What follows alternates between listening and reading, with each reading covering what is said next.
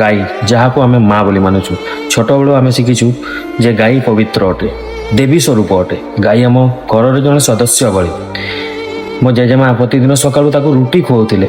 ମୁଁ ଛୋଟ ଥିଲି, କିନ୍ତୁ ମୋ ମନେ ଅଛି ସେ ଆମ ଘରର ଜଣେ ମା।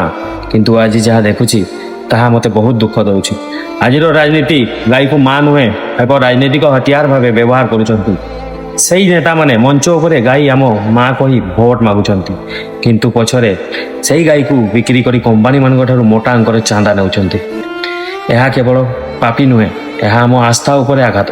ବିଜେପି ତାଙ୍କ ଘୋଷଣାପତ୍ରରେ ଲେଖିଛି ଗୋ ହତ୍ୟା ଉପରେ ରୋକ ଲଗାଯିବ, କିନ୍ତୁ ସତ ହେଉଛି ଭାରତ ଆଜି ବିଶ୍ୱର ଦ୍ୱିତୀୟ ସବୁଠାରୁ ବଡ଼ ବିଫ୍ ଏକ୍ସପୋର୍ଟର ଦେଶ।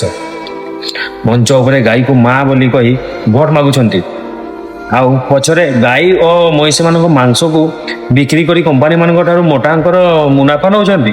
ଏହା ଧର୍ମ ଓ ଆସ୍ଥାର ଅପମାନ। ମୋ ପାଇଁ ଗାଈ କେବଳ ଜଣେ ପଶୁ ନୁହେଁ, ସେ ମୋର ସବୁ କିଛି, ମୋର ଆସ୍ଥା, ମୋର ମା। କିନ୍ତୁ ଆଜି ଗାଈ ରାଜନୀତିର ଜୁମଲା ହେଇଯାଇଛି। ଭୋଟ ଆସିଲେ ଗୋମାତା, ଭୋଟ ଯିବା ପରେ ବିଫ୍ ଏକ୍ସପୋର୍ଟର।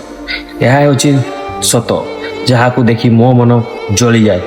ମୋ ପ୍ରଶ୍ନ ହେଉଛି, ଯଦି ଗାଈ ସତରେ ଆମ ମା ଅଟେ, ତେବେ ଭାରତ ବିଫ୍ ଏକ୍ସପୋର୍ଟର କାହିଁକି?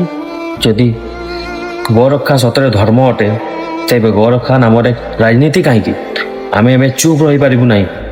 ଯଦି ଆମେ ଚୁପ୍ ରହିବୁ, ତେବେ ଆସ୍ଥା, ଧର୍ମ ଓ ସତ୍ୟ ସବୁ ଆମ ରାଜନୈତିକ ବଜାରରେ ବିକ୍ରି ହେଇଯିବ।